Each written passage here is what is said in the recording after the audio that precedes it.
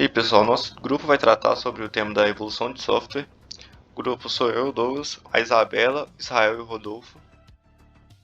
Eu vou fazer a introdução do tema e também vou falar um pouco sobre os processos de evolução do software. Para começar a introduzir o tema para vocês, a ideia de evolução do software é algo que está bem no nosso dia a dia. Talvez a gente não perceba tanto, ou pelo nome a gente não saiba identificar, mas é o simples processo da atualização do software, seja para correção de algum erro, para atender questões de acessibilidade por alguma campanha publicitária ou porque os requisitos do sistema mudaram, seja por causa da câmera do celular ou pela versão do Android do iOS. O custo de evolução, de correção de problemas, de trazer ferramentas de acessibilidade e também de adequar ele a novas demandas é o contínuo para manter ele relevante e usável para o usuário final, né? Agora falando sobre os processos de evolução, começando pelos acionadores da evolução, eles são a chave, por assim dizer, identifica que precisa de uma mudança, seja ela correção de algum erro, alguma manutenção ou adição de alguma funcionalidade. E esses acionadores eles podem vir de uma forma de meio formal, de documentação funcional, falando qual que é a necessidade, a razão daquilo, como implementar aquilo, essa nova funcionalidade, essa correção, essa manutenção. Ou ela pode ocorrer de modo informal, por meio de uma conversa entre o cliente e o desenvolvedor ou a equipe de desenvolvimento, ele explicitando o que ele gostaria de ter, se foi algum erro que teve durante o uso. A partir daí, tem um processo de evolução e é gerado um novo sistema e começa de novo o ciclo. Vocês vão ver que essa parte do processo de evolução vai correr sempre da mesma ideia, de ser uma ideia cíclica, e cada vez mais a gente vai adentrando em um nível mais interno. Agora, falando do processo de evolução do software em si, após a solicitação da mudança, que já foi tratada anteriormente, tem a análise do impacto financeiro, a necessidade e a prioridade da aplicação dessa mudança, dessa evolução. Depois da análise de impacto, tem o planejamento do release, que aí já seria os impactos que essas alterações seriam na versão atual do software, levando em consideração a correção de defeitos, caso eles surjam, a adaptação da plataforma e aperfeiçoamento do sistema. Depois disso, tem a implementação das mudanças, e caso ocorra algum erro, volta para o planejamento do release para replanejar, para entender qual foi o erro, fazer o troubleshooting, né, de entender qual é o erro e procurar corrigir esse erro e depois seguir em diante. Depois da implementação das mudanças, tem a liberação do sistema. Falando mais internamente da implementação da mudança, com base na proposta que é feita, tem a análise dos requisitos, e caso os requisitos estejam diferentes da versão atual do software, é feito a atualização desses requisitos, por fim o desenvolvimento do software. A correção de emergência do processo de evolução é quando é algo que tem muita prioridade e acaba ignorando a questão dos requisitos. É feita a análise do código-fonte, ele é modificado e ele é liberado. Só que normalmente quando isso ocorre, a chamada ela fica em aberto, né? Com ela em aberto, permite que depois, quando já tiver amenizado a situação, os desenvolvedores, a equipe de evolução possa voltar, fazer a análise do versionamento e reimplementar o código de forma mais segura, sem ter inconsistências. E por fim, a gente tem que tratar também no processo de evolução da transferência de equipe, que podem ocorrer dois casos. Caso a equipe de desenvolvimento trabalhe com a metodologia ágil e a equipe de evolução trabalhe com planejamento e tem um conflito, aí a equipe de evolução vai precisar de uma documentação funcional para eles conseguirem se guiar, o que normalmente a equipe, quando ela trabalha com metodologia ágil, não costuma ter a documentação dos processos e afins. E o contrário, que seria a equipe de desenvolvimento trabalhar com planejamento e a equipe de evolução trabalhar com a metodologia ágil. E aí pode ocorrer de ter que ter alguma reprogramação para que a equipe ela esteja toda alinhada com o funcionamento e a estrutura do código. Esses são os dois casos que envolvem a a transferência de equipe como um problema. Oi, eu sou Isabela e eu vou falar um pouco agora sobre a dinâmica de evolução de programas. Para falar sobre a dinâmica de evolução de programas, temos que citar as leis de Lima, que basicamente propõem que as soluções de software elas evoluem constantemente. A primeira lei de Lima é a lei da mudança contínua. Ela diz basicamente que um programa usado em ambiente do mundo real deve necessariamente mudar, ou se tornar progressivamente menos útil nesse ambiente. Ou seja, cada vez que vai surgindo novos requisitos no sistema, ele deve ser modificado, não tem como. Então, ele promove mudanças no ambiente de modo que o processo de evolução recomece. Como segunda lei, nós temos o aumento da complexidade. Ele diz basicamente que um programa em evolução muda, então a sua estrutura tende a tornar-se mais complexa. Recursos extras devem ser dedicados a preservar e simplificar a estrutura. Essa lei ela afirma que quando um sistema é alterado, a sua estrutura ela se degrada.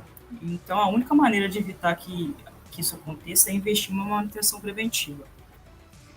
Como terceira lei, nós temos a evolução do programa de grande porte, que diz basicamente que a evolução de um programa é um processo de autorregulação, atributos de sistemas como tamanho, tempo entre releases e o número de erros relatados são aproximadamente invariáveis para cada release do sistema.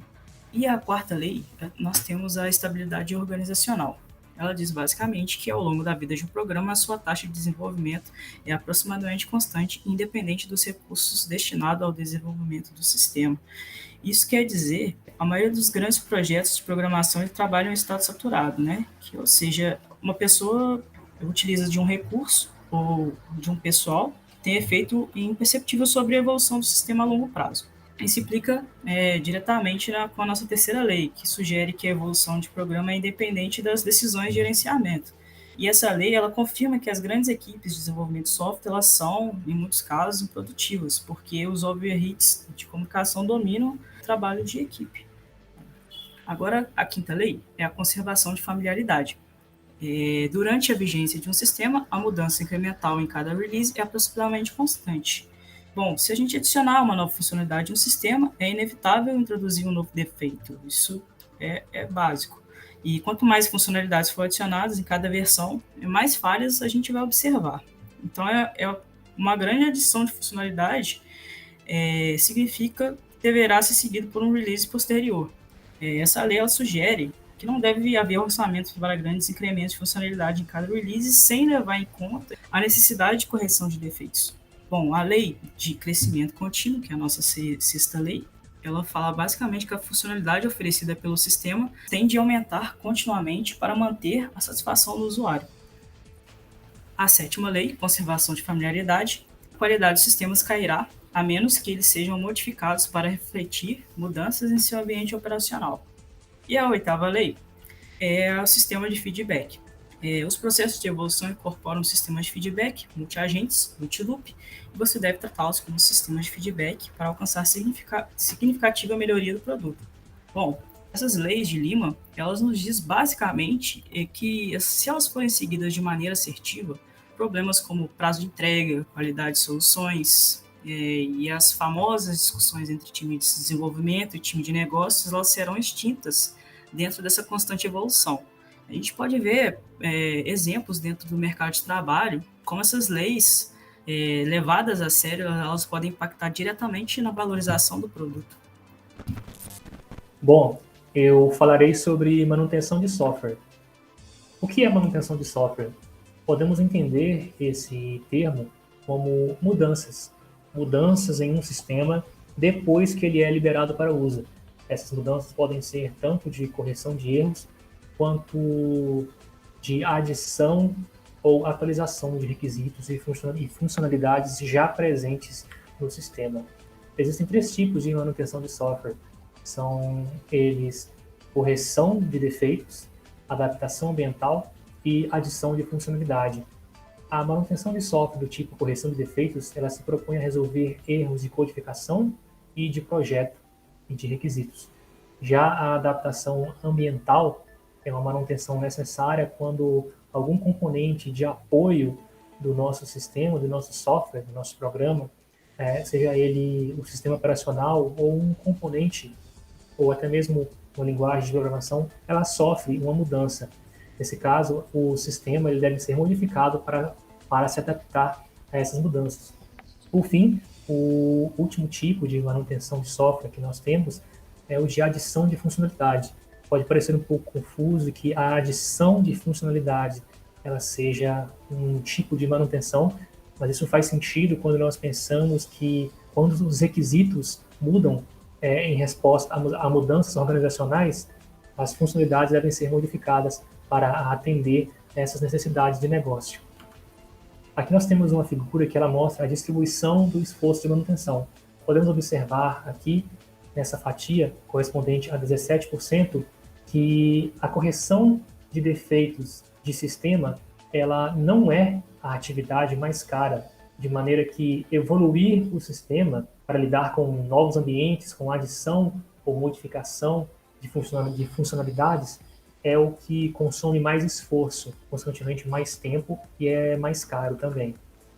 Mas como nós podemos reduzir os custos de manutenção, né? Primeiramente, é preciso constatar que adicionar uma nova funcionalidade após a liberação de um sistema é caro, porque é necessário tempo para aprender o sistema e analisar o impacto das alterações que nós iremos fazer antes de fato, começar a implementá-las. Dessa forma, podemos concluir que investir esforços durante o desenvolvimento e não após é uma maneira eficaz de reduzir os custos de manutenção. E como nós podemos investir esforços durante o desenvolvimento, tornando a compreensão do software mais fácil? Isso a gente consegue fazendo uso de boas técnicas de engenharia de software, como a descrição precisa e a orientação a objetos. Falando um pouco mais sobre funcionalidades, temos que geralmente é mais caro adicionar funcionalidades depois que o sistema está em operação que implementar a mesma funcionalidade durante o desenvolvimento. Por que isso acontece? Porque é mais caro, é mais difícil, é mais custoso, é um esforço maior adicionar funcionalidades após o desenvolvimento do sistema do que durante. Isso se dá por diversos fatores. Entre eles, eu vou citar o fator estabilidade da equipe. Quando o sistema ele é concluído, ele é entregue, na verdade, a equipe original que desenvolveu, que projetou aquele sistema, ela é desmobilizada. E novas equipes, em sua grande maioria estagiários ou pessoas que estão começando na área de desenvolvimento, eles precisam investir tempo em compreender o sistema antes de passar para a modificação.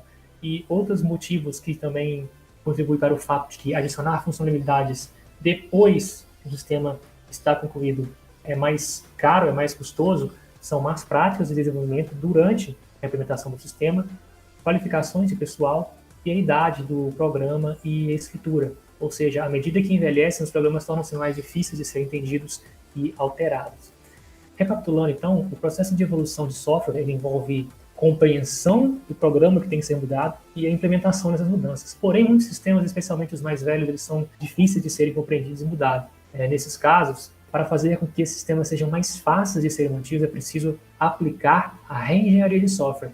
E como funciona a reengenharia de software? Conforme podemos ver aqui na figura, a entrada aqui para o processo é um programa legado, a saída é uma versão melhorada e reestruturada do mesmo programa.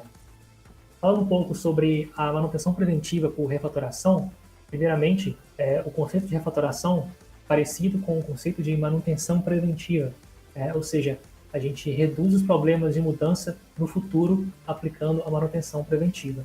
Essa é uma forma de entender a refatoração em código.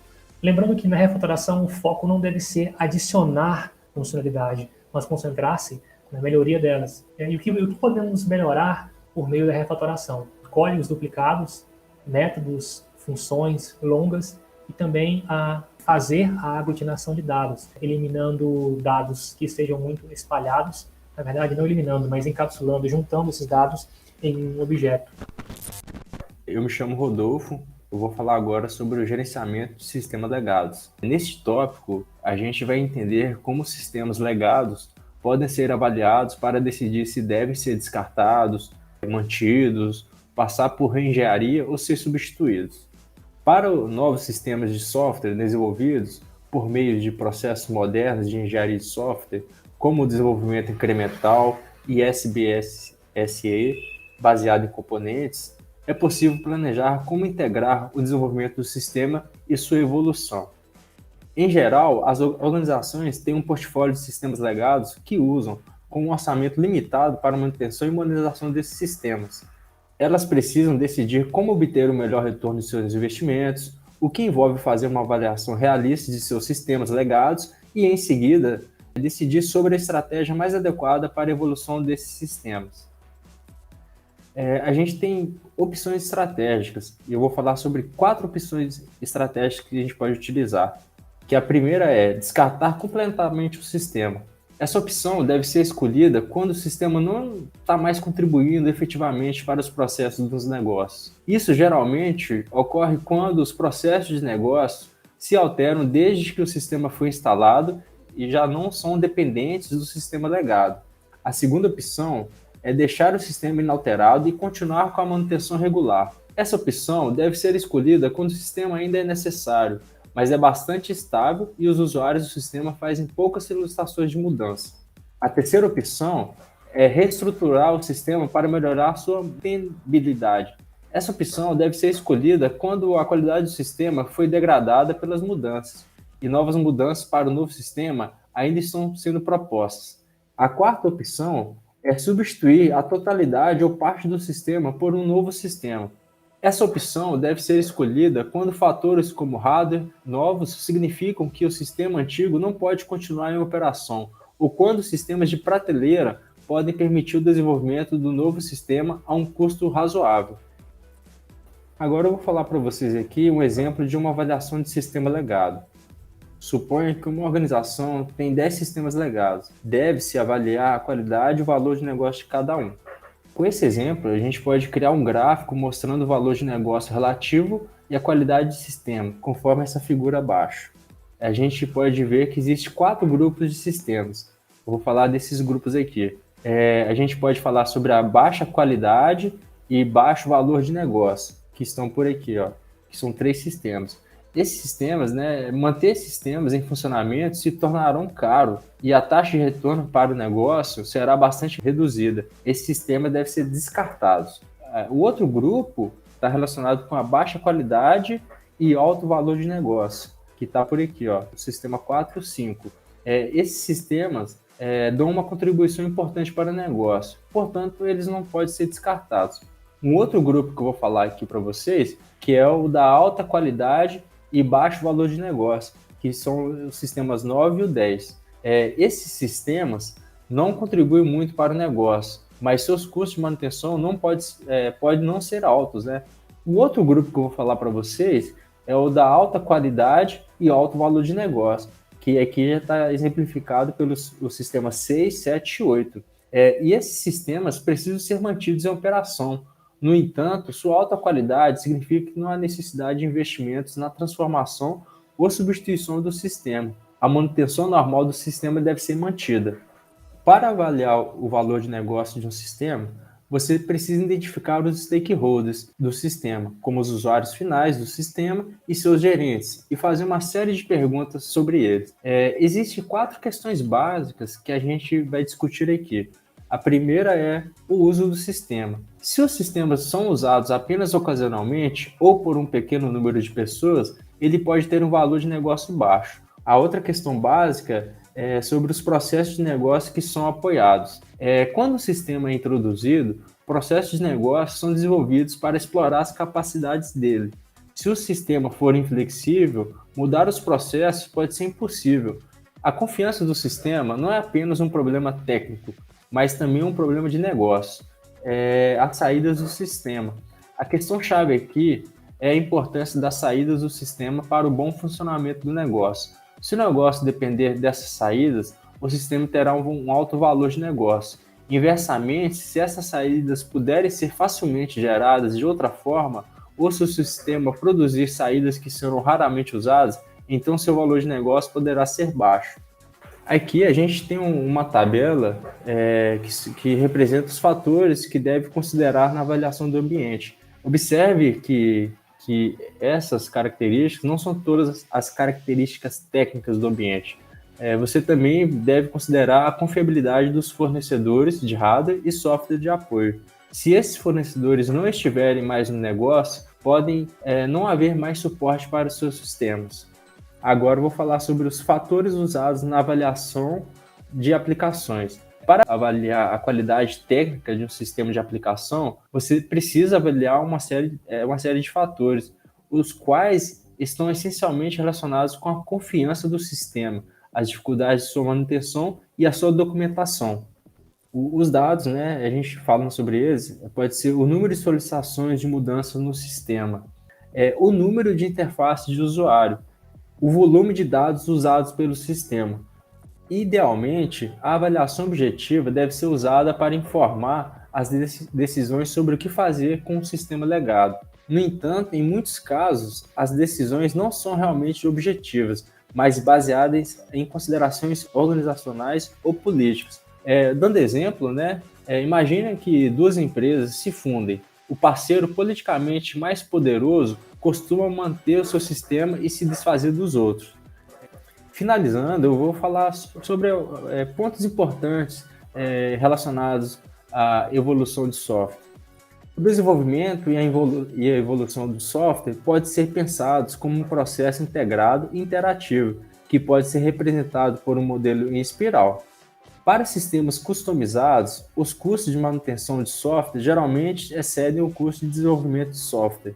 O processo de evolução do software é dirigido pelas solicitações de mudança e inclui a análise do impacto de mudança, o planejamento de release e implementação da mudança.